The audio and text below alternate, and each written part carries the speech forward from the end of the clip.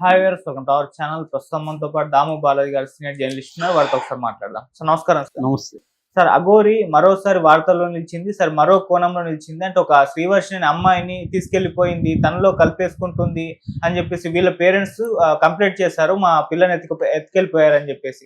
మరి ఎక్కడికి తీసుకెళ్ళింది, ఇప్పుడు అమ్మాయి ఏమంటుంది, అండ్ వీళ్ళ అన్నకు కూడా అంటే ఎత్తుకెళ్ళిన శ్రీవర్షిని అమ్మాయి వాళ్ళ అన్న కూడా బయటకు వచ్చి మాట్లాడుతున్నాడు కదా, అతను ఏం చెప్తున్నాడు, మరి ఏం చెప్తారు సార్ ఈ అఘోరి గురించి మరోసారి? అఘోరి వెబ్ సిరీస్ లాగా ఒక thriller, spiritual thriller web series తీయచ్చు. అఘోరి మీద తీస్తారేమో బహుశా. అలాగా మన యూట్యూబ్ ఛానల్కి ఫీడ్ అఘోరి రెగ్యులర్గా ఇస్తూనే ఉంది. ఇప్పుడు కొత్తగా అఘోరి ఒక వివాదంలో చిక్కుకుంది. అదేంటంటే ఒక అమ్మాయిని కిడ్నాప్ చేసి లేపుకుపోయింది అఘోరి, తన దగ్గర పెట్టుకుంది అని. వాళ్ళ ఆ అమ్మాయి పేరు శ్రీవర్షిని. సో వాళ్ళ అన్న విష్ణు, వాళ్ళ నాన్న కోటయ్య, వాళ్ళ మదర్, ముగ్గురు కూడా మీడియాతో మాట్లాడారు. ఆల్రెడీ మంగళగిరి పోలీస్ స్టేషన్లో ఈ కేసు కూడా పెట్టారు. సో అసలు ఆ అమ్మాయి ఎవరు, శ్రీవర్షిని ఎవరు, ఇతనికి ఎందుకు పరిచయం అయింది, ఇతనంటే ఏమైనా ఇతను అనకూడదు కదా, అఘోరిని కూడా ఆమె అనాలి. ఇప్పుడు అఘోరి మాత అని పిలవండి అని కూడా ఆమె అడుగుతుంది. సో ఈ అఘోరి మాతకి వాళ్ళు ఎలా పరిచయం అయ్యారు, వాళ్ళని ఆమె శ్రీవర్షిని మనస్ఫూర్తిగానే వెళ్ళిందా, అసలు ఎందుకు వెళ్ళింది, అఘోరి ఆమెని ఏం చేసుకుంటాడు, అఘోరి నాకు డానే వస్తుంది, అఘోరి లేడీ అఘోరి ఏం చేసుకుంటుంది. సో ఇవన్నీ చూసినప్పుడు మనకి కొన్ని విషయాలు, చాలా ట్విస్ట్లు ఈ కథలో ఉన్నాయి. మొదట అసలు వీళ్ళిద్దరు ఎలా పరిచయం అయ్యారు అన్నప్పుడు అఘోరి వెర్షన్ ముందు చెప్తాను నేను. అఘోరి ఏం చెప్పిందంటే, నేను మంగళగిరిలో నాది కారు ట్రబుల్ ఇచ్చింది, అక్కడ ఆగిపోయాను, అప్పుడు వీళ్ళు నాకు కలిశారు. నేను కలిసి ఇట్లా మీరంటే మాకు చాలా ఇష్టం అది ఇదని ఈ అమ్మాయి వీళ్ళ బ్రదర్ కలిశారు. సో నేను అప్పుడు సరే ఎక్కడైనా హోటల్కి వెళ్దామంటే, హోటల్కి ఎందుకండి, మనం మా ఇల్లు ఇక్కడే దగ్గర అన్నారు. అట్లా వెళ్ళాను నేను. అట్లా మొత్తంగా 2 దఫాలుగా నేను వాళ్ళ ఇంట్లో 7 రోజులు ఉన్నాను. అప్పుడు ఈ అమ్మాయి నాకు దీక్ష కావాలి అని చెప్పింది. ఆల్రెడీ ఈ అమ్మాయి ఇంకొక అఘోరి స్వామితో టచ్లో ఉంది. సో నేను అప్పుడు కూడా అన్నాను, దీక్ష కావాలంటే అంత ఈజీ కదమ్మా, ఇది ఒకసారి కమిట్ అయితే చాలా ఇదిగా ఉండాలి, చాలా కష్టాలు ఉంటాయి అని చెప్పాను. అమ్మాయి కూడా సిద్ధమైంది. నేను మీరు స్త్రీల కోసం పడే తపన, సనాతన ధర్మాన్ని రక్షించడం కోసం పడే తపన చూసి నాకు మీరంటే గౌరవం కలిగింది. అలాగే మీ దగ్గర చాలా పవర్స్ ఉన్నాయని నేను నమ్ముతున్నాను, ఇవన్నీ చెప్పింది. నేను కూడా చాలా కష్టాలు ఉంటాయి, దీక్ష తీసుకోవడం గొప్ప కాదు, దాని తర్వాత ఫాలో కావడం చాలా కష్టం అని చెప్పాను. దానికి రెడీ అని చెప్పింది. నేను ఇంకోటి కూడా చెప్పాను, మీ ఇంట్లో పర్మిషన్ లేకుండా నేను నీకు దీక్ష ఇవ్వనని చెప్పాను. మీ ఇంట్లో ఒప్పించి రమ్మని చెప్పాను. అమ్మాయి కూడా ఒప్పించి వచ్చింది. సో నేనేమి బలవంతం చేయలేదు అమ్మాయిని, నేనేం కిడ్నాప్ చేయలేదు. ఇప్పుడు కూడా అమ్మాయిని మీరు కావాలంటే తీసుకెళ్ళండి, నాకేం అభ్యంతరం లేదు, నేను బలవంతంగా చేయలేదు. నేను ఈ అమ్మాయి కాదు, ఎవరు వచ్చినా కూడా మహిళలు దీక్ష ఇవ్వమని వస్తే దీక్ష ఇస్తాను. ఓన్లీ మహిళలకు మాత్రమే నేను దీక్ష ఇస్తాను, మగవాళ్ళకి ఇవ్వను. మహిళలు వస్తే దీక్ష ఇస్తాను. నేను పిల్లను పులిలాగా తయారు చేయాలనేదే నా సంకల్పం. ఎందుకంటే మహిళల మీద అనేక దాడులు జరుగుతున్నాయి. సో నేను శ్రీవర్షిని నా కూతురులాగా అడాప్ట్ చేసుకున్నాను. ఇప్పుడు నా కూతురు, నేను అన్నీ చూసుకుంటాను. అమ్మాయి నాతో ఉంటూనే స్టడీస్ కూడా కంటిన్యూ చేస్తుంది. ఇది ఈమె వెర్షన్, అఘోరి వెర్షన్.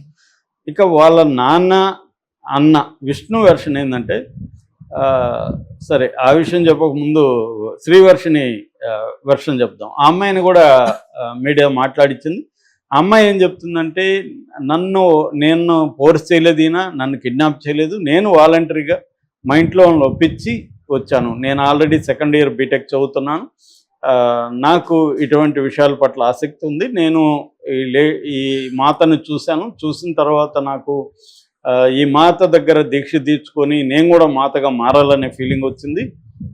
సో నేను అందుకనే వచ్చాను. నాకు ఈ మాత దగ్గర ఉంటే ఒక భద్రతగా ఉంటుందని నేను నమ్ముతున్నాను. మాతకి కొన్ని పవర్స్ ఉన్నాయని నమ్ముతున్నాను. అంటే ఏ రకమైన పవర్స్ అంటే, సమాజానికి మేలు చేసే పవర్స్ ఉన్నాయని నేను నమ్ముతున్నాను. అందుకే ముఖ్యంగా స్త్రీలకి మేలు చేసే పవర్స్ ఉన్నాయని నేను నమ్ముతున్నాను. అందుకే నేను ఈ మాత దగ్గరకి వచ్చాను. నేను ఇప్పుడు కొన్ని రోజులుగా మేమిద్దరం కలిసి అనేక గుళ్ళకి వెళ్తున్నాము. నాకు దీక్ష ఇచ్చారు మాత, నన్ను కన్న తల్లిలాగా చూసుకుంటున్నారు, సొంత బిడ్డలాగా చూసుకుంటున్నారు అనేది శ్రీవర్షిని వెర్షన్. అంటే శ్రీవర్షిని ఆమె దాని ఏమంటారు, ఆమెకి మేజర్ ఆమె. సో మైనర్ అయితే ఇతని మీద పోక్సో కేసు పెట్టచ్చు.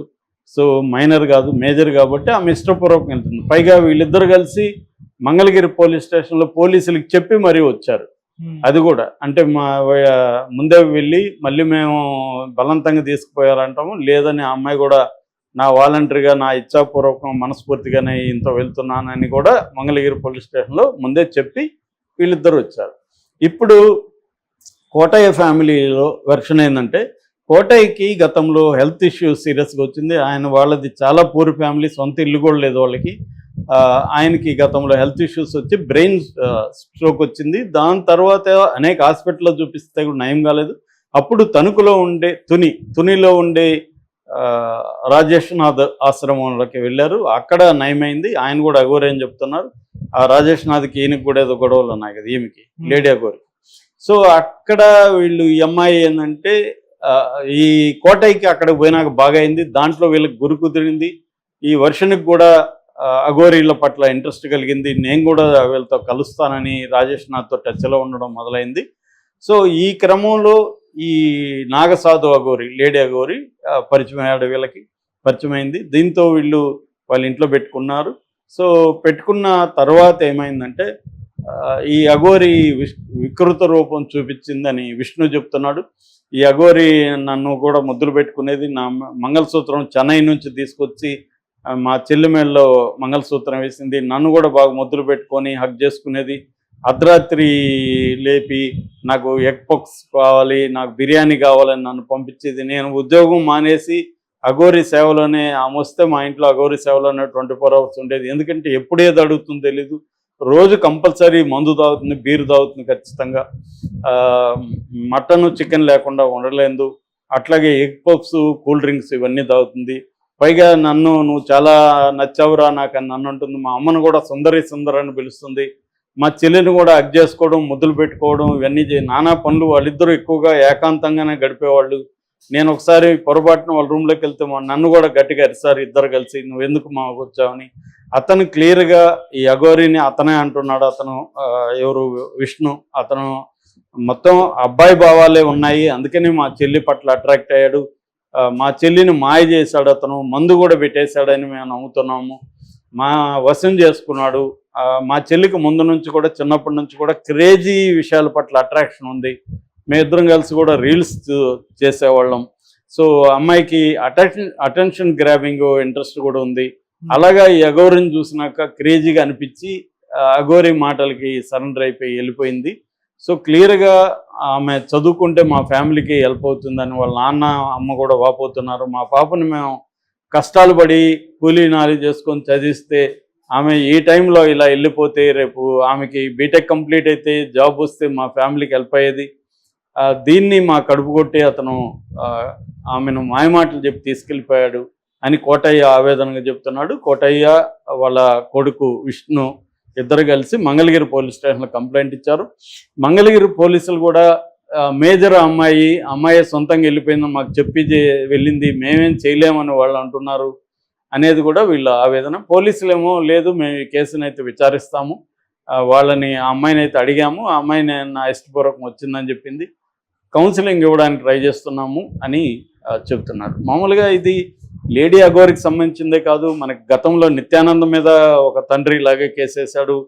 సద్గురు మీద చాలా కాలం కేసు నడిచింది, సుప్రీంకోర్టు వరకు కూడా వెళ్ళింది. ఇద్దరు కూతుర్లని సద్గురు మాయ చేసి తీసుకెళ్ళి గుండు కొట్టిచ్చేసి వాళ్ళని సన్యాసులుగా మార్చేశారని వాళ్ళ తండ్రి కోర్టులో పోరాడాడు. ఇది అనేక మంది సన్యాసుల, స్వాముల, బాబాల మీద ఉన్న ఆరోపణలు. ఎందుకంటే పిల్లల్ని తీసుకెళ్తారు వాళ్ళు, వీళ్ళేమో మేజర్లు కాబట్టి. ఇవేమో లీగల్గా తీసుకున్నప్పుడు నాగసాధు మీద కేసు పెట్టడానికి లేదు. ఎందుకంటే ఈ అమ్మాయి శ్రీవర్షిని మనస్ఫూర్తిగా వెళ్ళింది, ఇష్టపూర్వకంగా వెళ్ళింది కాబట్టి ఆయన మీద కేసు పెట్టడానికి, నాగసాధు మీద, అఘోరి, లేడీ అఘోరి మీద కేసు పెట్టడానికి పోలీసులకి లీగల్గా లేదు. మామూలుగా కౌన్సిలింగ్ ఇవ్వచ్చు అంతే. కాకపోతే ఏంటంటే ఈ లేడీ అఘోరి పర్పస్ ఏంటి, ఇట్లా ఈ అమ్మాయిని నిజంగా వాళ్ళు చెప్తున్నట్టు అవన్నీ తప్పులని ఈమె చెప్తుంది. వాళ్ళేమో అబ్బాయి రోజు బీరు తాగుతాడు, అతను సిగరెట్లు భయంకరంగా తాగుతాడు, మందు తాగుతాడు, నాన్ వెజ్ లేకుండా ఉండలేడు. మా చెల్లెల్ని అతను లైంగికంగా, నన్ను కూడా లైంగికంగా వేధించాడు. ముద్దులు పెట్టుకోవడం, హగ్ చేసుకోవడం, ఎక్కడంటే అక్కడ బాడీ తడవడం, ఇవన్నీ చేశాడు.